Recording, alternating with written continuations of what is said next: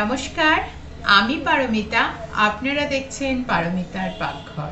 এঁচোড় যত কচি হবে তার কিন্তু অনেক বেশি আঠা থাকবে। দেখুন, এঁচোড়কে মাঝামাঝি করে আমি কেটে নিয়েছি এবং ধারগুলো ছাড়িয়ে নিয়েছি। এবারে বড় বড় করে কেটে নিচ্ছি।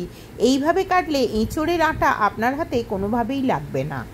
এরপরে আমি এখানে নিয়ে এসেছি সোনা মুগের ডাল, যেটা আমি হালকা করে ভেজে নিচ্ছি।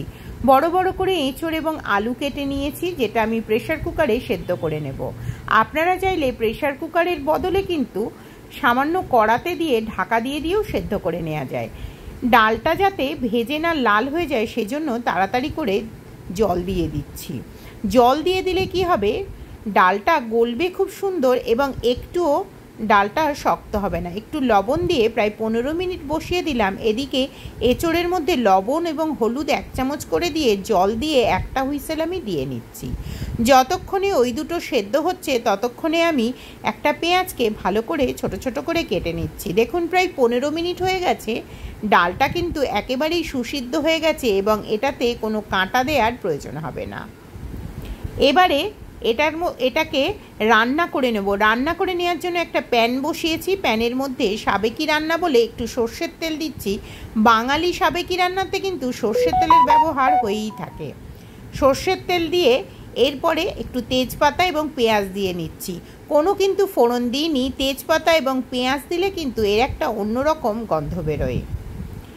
এবারে আস্তে আস্তে করে ভাজার পরে এর মধ্যে গোটা গরম মশলা এবং চিনি দিয়ে ভালো করে ভেজে নিচ্ছি। আদা এবং রসুন বাটা দিয়ে দিচ্ছি। এবারে এর মধ্যে দিয়ে দিচ্ছি দই। দইয়ের মধ্যে দিয়ে দিচ্ছি একটু জিরের গুঁড়ো, একটু হলুদ গুঁড়ো, একটু লঙ্কা গুঁড়ো এবং একটু সামান্য পরিমাণে ধনের গুঁড়ো। সবই 1/2 চামচ করে দিয়ে একেবারে সুন্দর করে গুলিয়ে একটা শক্ত থকথকে পেস্ট বানিয়ে নিচ্ছি। এই পেস্টটা বানাবার পরে আমি এর মধ্যে দিয়ে বেশ ভালো করে কষিয়ে নেব। সুন্দরভাবে কষাতে হবে এবং গন্ধটা অত্যন্ত সুন্দর বার করতে হবে। এবারে সেদ্ধ করা এঁচোড় ও আলু দিয়ে ভালো করে মাখিয়ে 1 চামচ পরিমাণ সাদা লবণ এবং 1/2 চামচ পরিমাণ কাশ্মীরি লঙ্কার গুঁড়ো দিয়ে এবং ঘি দিয়ে ভালো করে এটাকে কষিয়ে নিচ্ছি। দেখুন, কষিয়ে একদম রেডি। এবারে এই যে ডালটা সেদ্ধ করে রেখেছিলাম, এই ডালটার মধ্যে কষানো এঁচোড়টা মিশিয়ে দিচ্ছি।